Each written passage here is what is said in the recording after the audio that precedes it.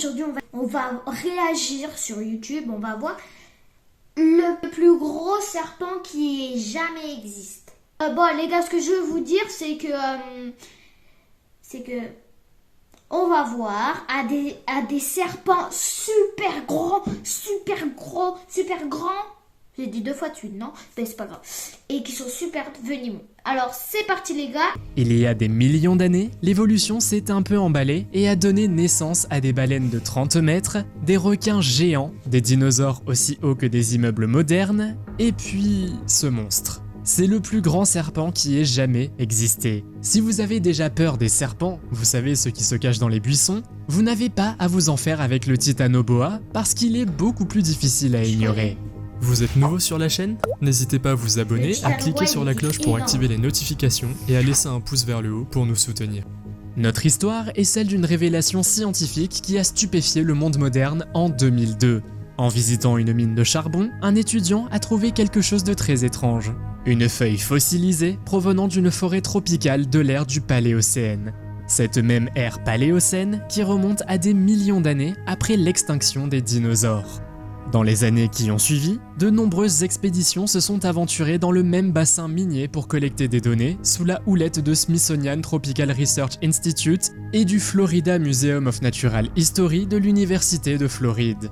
Grâce à leurs recherches, les scientifiques ont eu un premier aperçu de ce qui pourrait être la première forêt tropicale de la Terre et des monstres qui s'y cachaient. Ils ont trouvé des fossiles de crocodiles et de tortues géants, ainsi que les premiers plants de bananes, de chocolat, d'avocats et de haricots connus. Mais leur découverte la plus mémorable a sans doute été l'os fossilisé d'une espèce de serpent non découverte. Si grande qu'à un moment donné, elle a peut-être été le prédateur le plus important de la forêt tropicale. Le Titanoboa, comme les baleines de 30 mètres des temps préhistoriques, est devenu si massif parce qu'il passait la plupart de son temps dans l'eau, où la gravité ne l'affectait pas autant. Pour le rendre encore plus terrifiant, il aurait probablement été un excellent nageur. Les serpents sont plus rapides dans l'eau que sur Terre. Des recherches ont également montré que le Titanoboa était probablement un animal qui tendait des embuscades à ses proies. Donc non seulement il avait probablement du venin, mais il se serait comporté comme les anacondas que nous connaissons. Les anacondas sont assez forts pour étrangler leurs victimes et attendent patiemment au fond des marécages et des rivières peu profondes, le nez en l'air, les moments où ils peuvent alors frapper. Leurs proies sont généralement des animaux tels que des chèvres ou des cerfs qu'ils peuvent avaler en entier, mais le capybara, le plus grand rongeur du monde, est également un goûter savoureux. Ok, donc ce sont des anacondas. Maintenant, prenez ça et imaginez 100 fois plus effrayant. Des mammifères aussi grands que le capybara n'étant pas encore apparus sur Terre, les Titanoboa ont fait la même chose, mais avec des proies bien plus grandes, comme des poissons de près de 3 mètres de long, des crocodiles géants ainsi que des tortues. Cela vous fait penser, quelle était la taille du Titanoboa?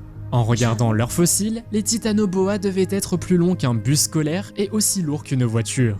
Cela signifie qu'ils pouvaient mesurer plus de 12,8 mètres de long et peser plus de 1135 kg. La taille idéale pour succéder au redoutable T-Rex après son extinction. Après l'extinction des dinosaures, le monde a radicalement changé.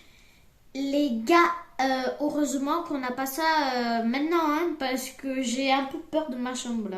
J'ai un peu peur s'il y a des serpents ou quoi.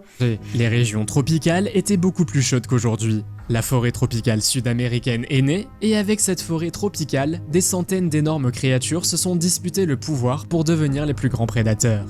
La plus grande d'entre elles était peut-être le Titanoboa, qui vivait dans ce qui aujourd'hui est la Guajira, dans le nord-est de la Colombie. Certains des fossiles trouvés dans la formation de Callejón datent d'il y a environ 58 à 60 millions d'années, au cours du Paléocène moyen à supérieur. Une trentaine d'individus ont été trouvés, la plupart étant des spécimens adultes géants. Lors de leur découverte, on a constaté que les Titanoboa étaient plus grands que le Gigantophis, le plus grand serpent de l'histoire que l'on croyait auparavant présent sur Terre. Contrairement au Titanoboa, le Gigantophis a vécu pendant environ 40 millions d'années dans la mer Parathétis, où se trouvent aujourd'hui l'Égypte et l'Algérie. Il aurait probablement mesuré entre 9,3 et 10,7 mètres de long. Mais comment le Titanoboa a-t-il atteint une taille aussi terrifiante ? Sa taille énorme est liée au climat chaud du Paléocène. Les serpents préhistoriques comme celui-ci sont des animaux à sang froid, tout comme nos serpents modernes. En fait, ils ont un métabolisme qui est lié à la température de leur environnement. Cela signifie que leur croissance est déterminée par la quantité de chaleur à laquelle ils sont exposés. Les serpents et autres reptiles à sang froid dépendent de leur environnement pour leur chaleur, contrairement aux animaux qui tirent leur température de leur nourriture. C'est pourquoi les serpents actuels ne peuvent pas dépasser une certaine taille. Le plus grand que nous ayons aujourd'hui n'est pas du tout comparable au titanoboa. Un serpent aurait besoin d'une quantité incroyable de chaleur pour atteindre une taille géante. L'époque du Paléocène était caractérisée par sa chaleur. Les températures étaient alors environ 10 degrés plus élevées qu'aujourd'hui. Les mines de charbon, situées à proximité de la zone où les fossiles de titanoboa ont été découverts, constituaient l'endroit idéal pour qu'un serpent géant et redoutable se développe comme il le faisait alors. Les charbons sont le résultat de dépôts laissés par un marécage le long d'une ancienne mer peu profonde, qui se trouvait au pied de ce qui est aujourd'hui la cordillère des Andes. Cet environnement aurait été similaire au marécage du delta du Mississippi ou des Everglades en Amérique du Nord. Tout est donc encore plus parfait car le titanoboa passait la plupart de son temps dans l'eau. Sinon, sa taille gargantuesque l'aurait désavantagé et se déplacer sur Terre aurait été presque impossible, ou du moins un peu difficile. Essayez d'imaginer à quoi ressemblait la Terre à cette époque. Les dinosaures venaient de s'éteindre, le requin géant mégalodon n'aurait pas été dans le paysage avant des millions d'années, et la planète avait besoin d'un grand prédateur afin de la gouverner. Le titanoboa, ce serpent colossal, aurait rencontré d'autres bêtes tropicales et se serait battu avec elles. Des preuves de cela ont été trouvées lors d'expéditions visant à découvrir d'autres fossiles. Les scientifiques ont trouvé les restes d'une tortue géante des temps anciens et ce qui semble être un crocodile primitif éteint qui faisait probablement partie du régime alimentaire du serpent. Ces tortues auraient mesuré 1,5 m de long et les crocodiles 6 mètres. Il semble que les conditions étaient favorables à l'existence et à la croissance du titanoboa, bien qu'aucune raison claire n'ait été trouvée pour son extinction. Mais cela signifierait-il que si les conditions se reproduisaient, le monde retrouverait-il un titanoboa des temps modernes? En théorie, ce serait effectivement possible. Dans le pire des cas, le réchauffement climatique produit des serpents géants. Bien que cette fois, les humains empêcheraient probablement les serpents vraiment géants de se développer.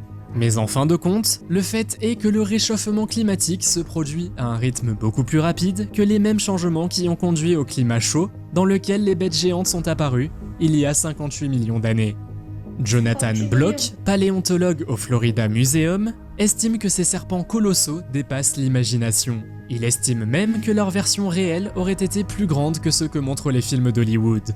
Il cite l'anaconda géant que Jennifer Lopez a essayé d'attaquer dans le film Anaconda, et affirme que même ce serpent était loin d'être aussi gros que ceux qu'ils ont trouvés. Un autre paléontologue de l'université de Toronto pense que si le titanoboa était un spectacle impressionnant, il aurait été plus facile de lui échapper sur Terre.